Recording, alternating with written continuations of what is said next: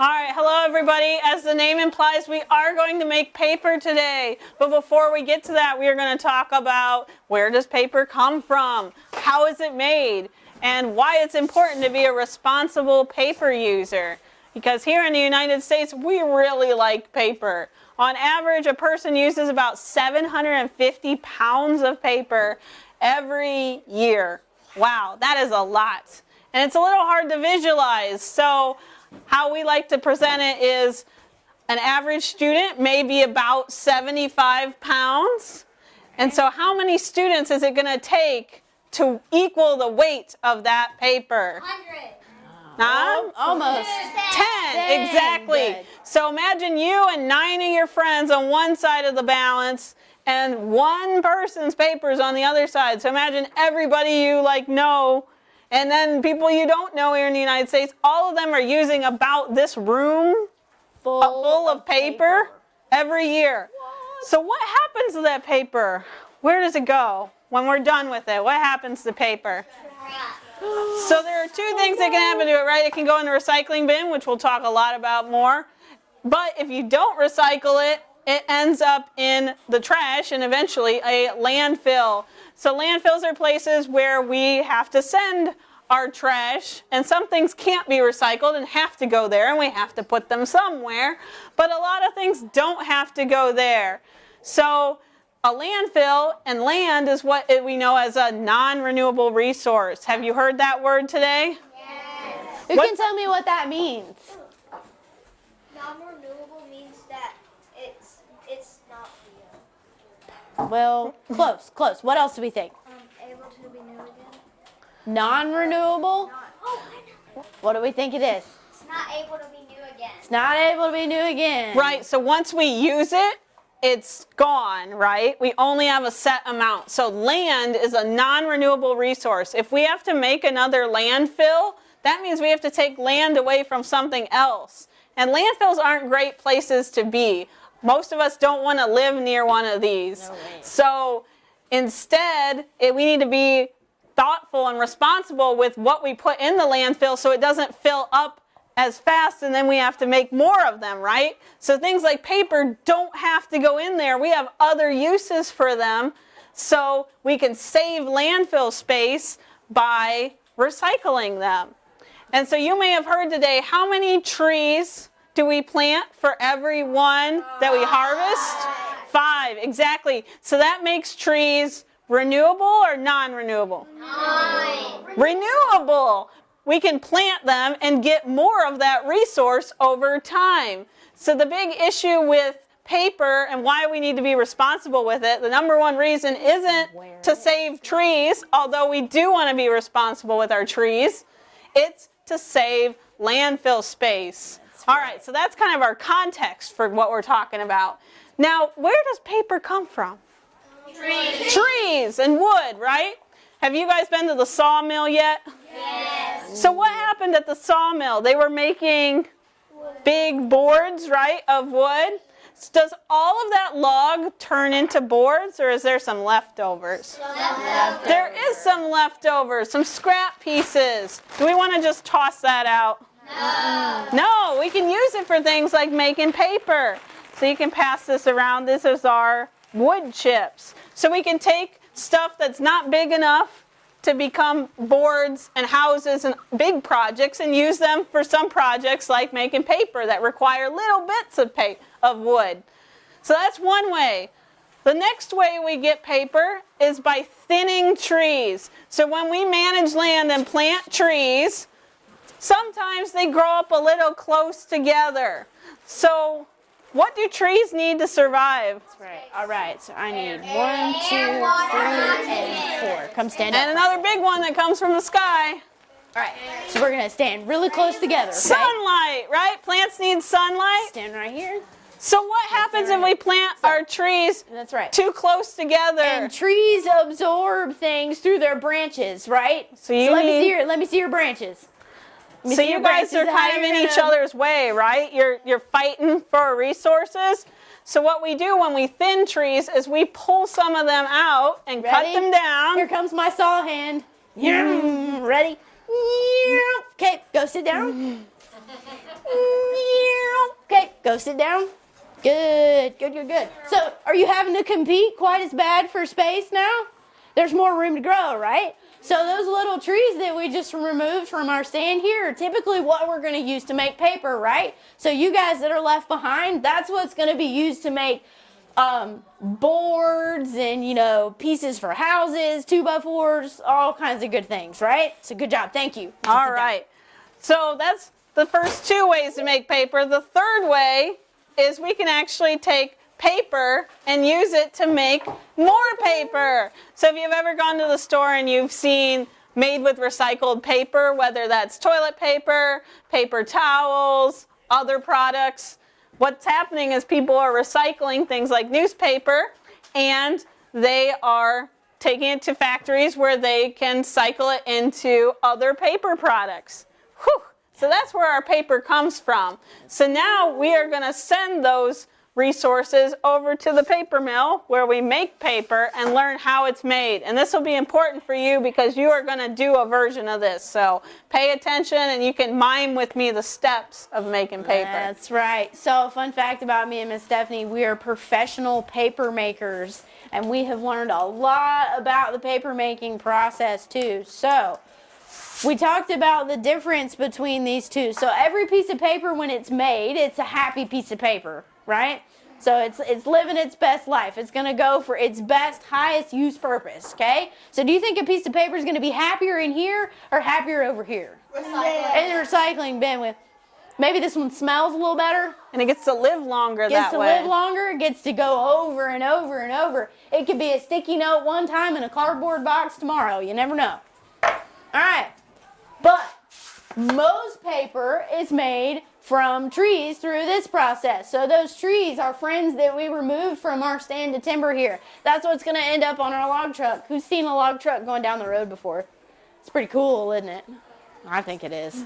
So once they are on the truck, they're going to make their way safely to the mill. Then they're going to go through what's called a debarking process.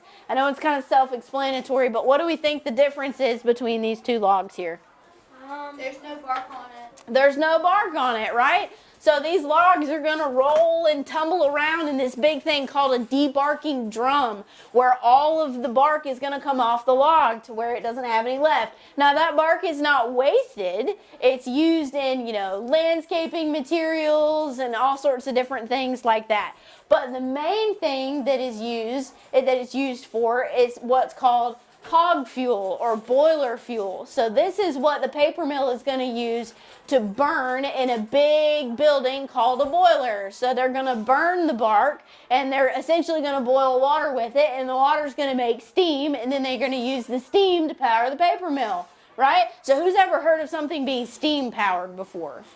So they're making their own electricity in a sense. They are self-sufficient. And sometimes paper mills can make so much electricity that they have some to give back to the community. Can you believe that? It's a lot of power.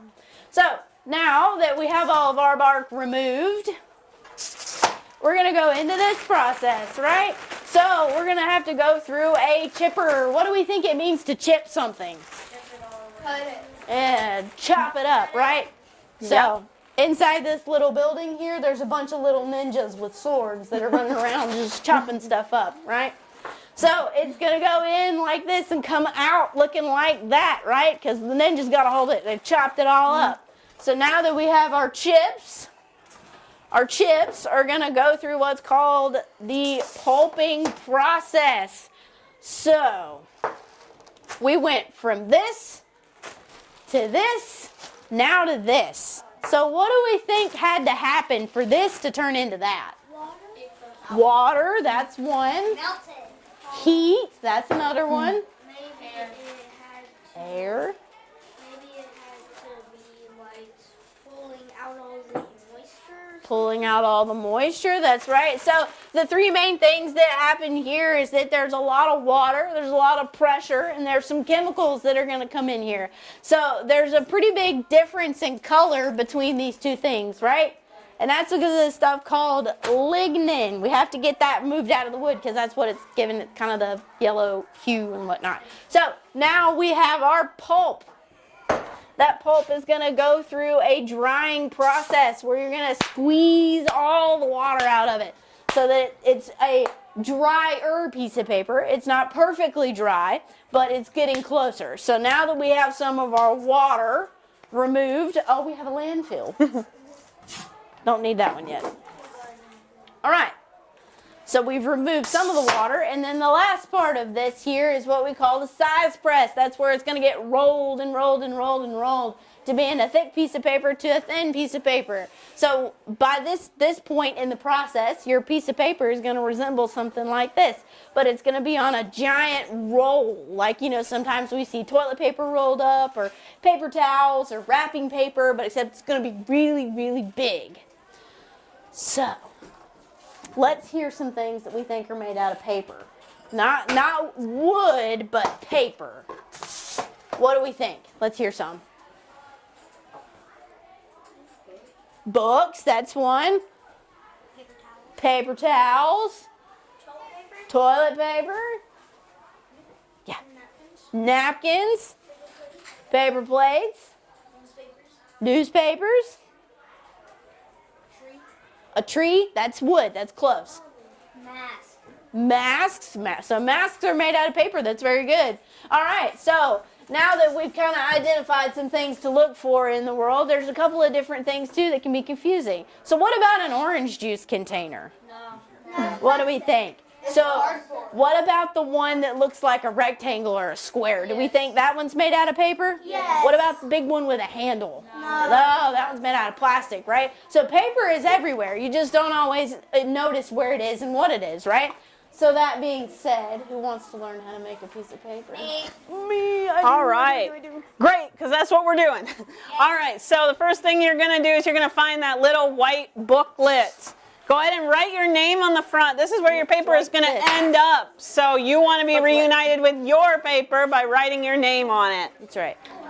Everybody have a pencil? Once you do that, go ahead and open it up. We were so nice. We gave you a present. What did we give you today? What's inside? Toilet paper. Don't worry, it's clean, never been used. So this is going to be your raw material to make paper. We're doing the recycling process of turning paper into paper. So think back, once the logs were debarked, what did we need to do to get them ready to become paper? We needed to chip it, right? So you guys are going to act as chippers and shred that toilet paper. So go ahead and rip it into little pieces over your table.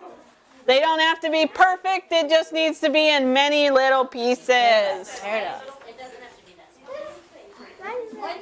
There you go. Shred it up. Not your booklet, the toilet paper. All right. Once you have ripped it up and successfully shredded, how do we turn it into pulp? What do we need to do? We need to add water. So go ahead and take all those pieces of paper that you've ripped up and add them to your glass jar full of water. Tear it up in pieces and put it in your water. All right. Once you've added it to your jar, we need to digest those fibers a little bit, break them down. So go ahead and take the tool that you brought with you, your finger, and put it into that jar and give it a good stir. It'll feel a little funny, but that's okay. It's just paper and water. We're in this part of our process, right? So we're turning our chips into pulp. Give it a good stir.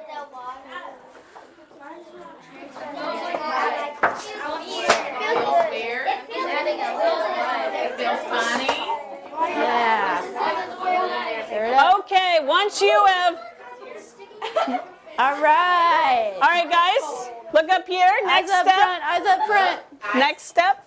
All right. So once you have broken it down, now we need to remove all that water, Who right? remembers what we talked about when we were on this card? What were we going to do? We were going to Push squeeze it. to Well, get first what out we of can get rid of some of the major water. So go ahead and take a look at your yogurt cup tower. You should have a cup with a bottom on the bottom on your table.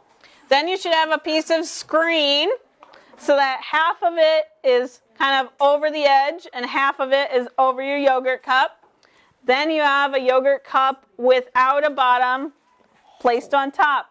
The big part to remember is you need to check that both yogurt cups are lined up. So what we're going to do here in a minute is we are going to pour the water into that top yogurt cup. And what's going to happen when we do that? What's our goal here? That's right. Exactly. The water is going to go through and end up in that bottom cup, and the pulp, the papery part, is going to stay behind because of the screen. So with one hand, grab that top yogurt cup, stabilize it, and the other hand, when I count to 3, you are going to pour, and you're going to do a nice fast plop so that all of the paper goes with it. Otherwise, you're going to be fishing for extra pieces. Right. So on the count of 3, a nice fast turn it upside down and plop. Ready? 1, 2, 3, plop. Awesome. That looked great. Whoop. No. Yeah. All right. A little bit. So go ahead and take off your top yogurt cup. All right. How's it look? Do we have paper? Yeah! Not yet. We got to get rid of some more water. So go ahead and take your screen and fold it up over the pulp so that it's in between like a little sandwich. Lift it up over your yogurt cup and give it some squeezes. We are kind of milking that water out of. So lift it up and squeeze. Go ahead and lift it up, the whole thing, and then squeeze it. That's okay. Our tables will dry just fine. Once you've gotten all the water out, and don't crumple it up, we want to keep our paper as flat as we can. I've got one more trick to remove even more water. We're going to go through that little rolling press. So take your newspaper, open it up, place the entire screen piece folded up inside. Then put the top layer of newspaper on top. Then you're going to grab your rolling pin and use those nice strong muscles to roll and push the water out of that paper you're making into the newspaper. It's acting as kind of your absorption, like a towel. Roll it, roll it, roll it. Good, good, good. And if it gets really wet with the newspaper, that means you're doing it right. You're doing it right. This does not feel right. Yes. This doesn't feel right. Yeah. It does not. Okay, let's go ahead and check your handiwork. Open up that newspaper. Carefully open up your screen and check out your paper disc. Ooh, look at that. Is it ready to use? Is it ready to write on? Not quite. There's so much water in there. We got to let it air dry for a little bit. So you are going to carefully peel it off of the screen and place it into that white booklet with your name on it. Our helpers will be around to staple it shut, and your teacher is going to get the set of these. So within a day or two, they'll be nice and dry, and you guys can do a little craft with them. So I've got some examples up here of what a finished piece kind of looks and feels like. So you can pass that around. And here's another little piece. The rest of it is MIA at the moment. Yeah. So it's kind of got the texture of the screen in there. Does it look like a piece of printer paper? No. Not quite. Why not? Where's the piece of paper? Because we made it different. Right, we didn't add chemicals to bleach it. You can keep passing it on down. It's a little bit more fragile maybe. The fibers aren't woven quite as tightly. So recycled paper can feel a little different, but you can still write on it. As you see, they took markers and they were still able to write on it. Okay, so the next thing we need to do is, as you're turning in your paper, is reset our station. So I want you to take the yogurt cup and pour the water back into your glass jar and set it to the side. And then rebuild your yogurt tower. So remember, yogurt cup with a bottom on the bottom. Then your screen, half of it over the cup, half of it dangling off the side. Then your yogurt cup with no bottom on the top.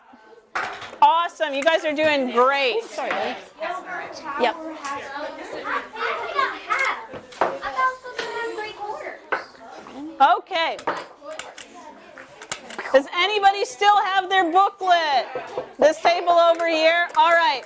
If it's been stapled, hold it up in the air. If it hasn't, they'll be around, okay? Paper. Is that your paper? Yeah. Well, this is All right. I forgot now. Oh. All right. Was that fun? Yeah! Good, I'm glad. But it was also kind of some hard work, right? Can you imagine doing that every time you had to use a piece of paper?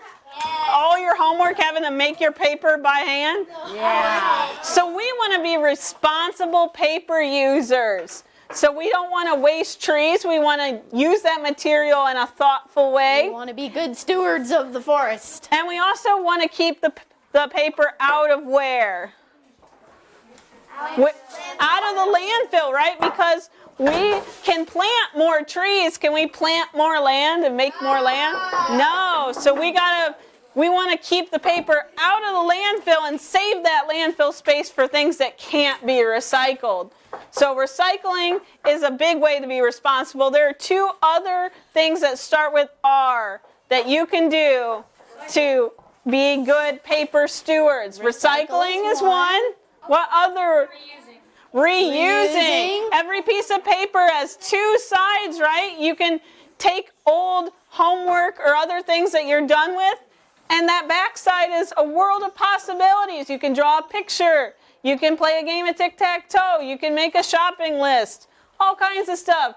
So don't just throw out your paper when you're done with it.